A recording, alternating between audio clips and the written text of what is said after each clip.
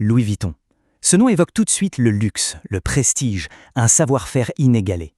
Mais derrière ce célèbre monogramme, il y a une histoire complètement folle, celle d'un jeune homme qui a commencé avec absolument rien. C'est la question qui est au cœur de tout ce récit. Comment un adolescent, parti de rien, sans abri, a-t-il pu parcourir 400 km à pied pour finir par créer la marque de luxe numéro 1 au monde? C'est l'histoire d'une ambition hors du commun. Alors voilà comment on va dérouler cette histoire incroyable. On va commencer par le voyage de cet orphelin, puis on verra l'invention qui a tout changé, comment une dynastie est née, on abordera aussi l'ombre de la guerre, la bataille pour l'Empire, et enfin, comment le luxe a été complètement réinventé. Allez, on commence par le tout début, un périple incroyable, forgé dans la misère, qui va façonner l'homme qui allait révolutionner le monde du voyage. Il faut vraiment se mettre à sa place. À 10 ans, il perd sa mère. À peine 13 ans, il décide de fuir une vie de misère et une belle-mère cruelle pour partir, à pied, vers Paris. On parle d'un voyage de 2 ans. 2 ans sur les routes, enchaîner les petits boulots pour manger, pour survivre. C'est une force de caractère, une détermination. C'est juste hallucinant pour un gamin de cet âge. Et il arrive en plein cœur d'un Paris en pleine révolution industrielle. C'est un monde en ébullition. Et c'est là, au milieu de tout ce bruit, qu'il va trouver sa vocation. Il entre comme apprenti chez un grand maletier, Monsieur Maréchal. Et là, il apprend le métier. L'art de fabriquer des malles. L'art d'emballer avec un soin infini les affaires des gens les plus riches de l'époque. C'est là qu'il va développer un savoir-faire qui va le rendre irremplaçable. Et c'est ici que l'histoire bascule. Parce que Louis ne se contente pas d'apprendre. Il observe, il réfléchit et il va tout simplement créer une révolution. Pour bien comprendre son coup de génie, il faut imaginer les malles de l'époque. Elles avaient tout un couvercle bombé pour que l'eau de pluie s'écoule. Logique.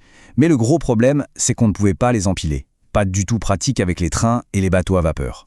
Et l'idée de Louis, c'est d'utiliser une toile enduite, imperméable et plus légère. Et ça change tout. Ça lui permet de créer la toute première malle plate, empilable. C'était une révolution, ni plus ni moins. Avec cette invention géniale, forcément, le succès ne se fait pas attendre. En 1854, il ouvre sa propre maison. Sa réputation monte en flèche jusqu'aux oreilles de la cour impériale. Il devient le mallettier officiel de l'impératrice Eugénie, la femme de Napoléon III. Le gamin qui a marché 400 km à pied fabrique maintenant les bagages de la femme la plus en vue de France. C'est juste incroyable. Mais qui dit succès dit aussi imitateur. La bataille n'est pas finie. C'est maintenant à son fils, Georges, de protéger l'héritage familial. Forcément, son idée est tellement bonne que tout le monde se met à la copier. Les contrefaçons apparaissent partout, menaçant le nom Vuitton. Il fallait trouver quelque chose de radical, une signature qui rendrait leur malle absolument unique. Et cette idée radicale, la voilà, le fameux monogramme.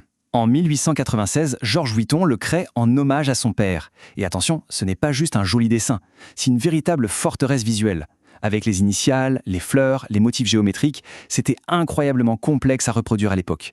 C'est bien plus qu'un logo, c'est l'une des toutes premières stratégies de marque de l'histoire. Et d'où vient cette inspiration? Eh bien, la légende familiale, jamais vraiment confirmée, raconte que Georges se serait simplement inspiré des carreaux de la cuisine. Imaginez, le symbole du luxe mondial né d'un simple carrelage de cuisine.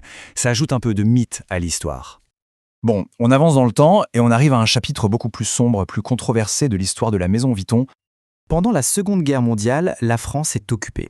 La maison est alors dirigée par le petit-fils du fondateur, Gaston Louis.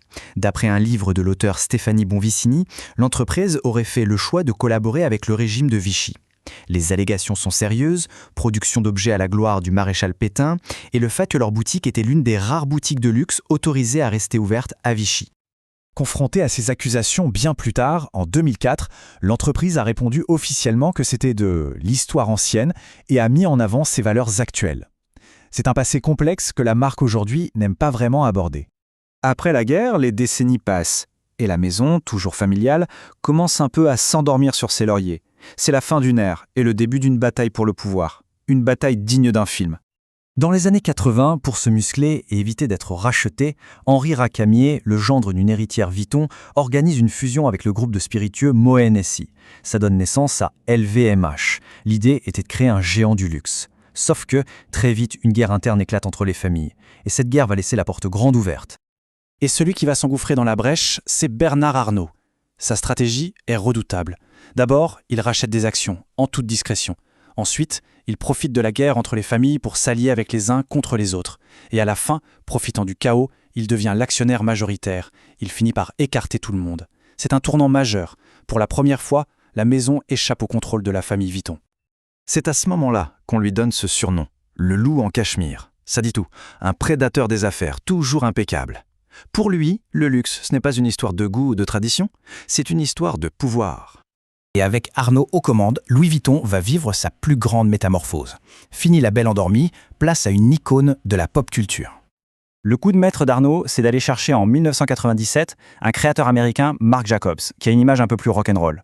Et Jacobs va tout dynamiter. Il lance la toute première collection de prêt-à-porter de la maison.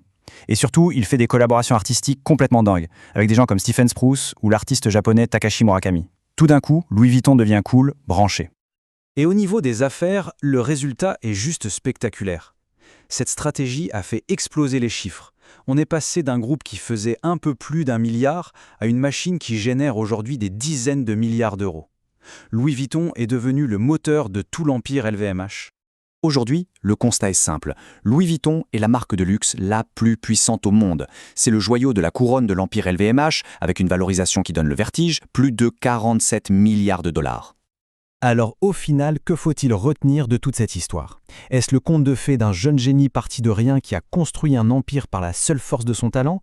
Ou est-ce que c'est plutôt une leçon parfois brutale sur l'art de la conquête et du pouvoir? La vérité, c'est que l'histoire de Louis Vuitton, c'est sans doute un peu des deux à la fois.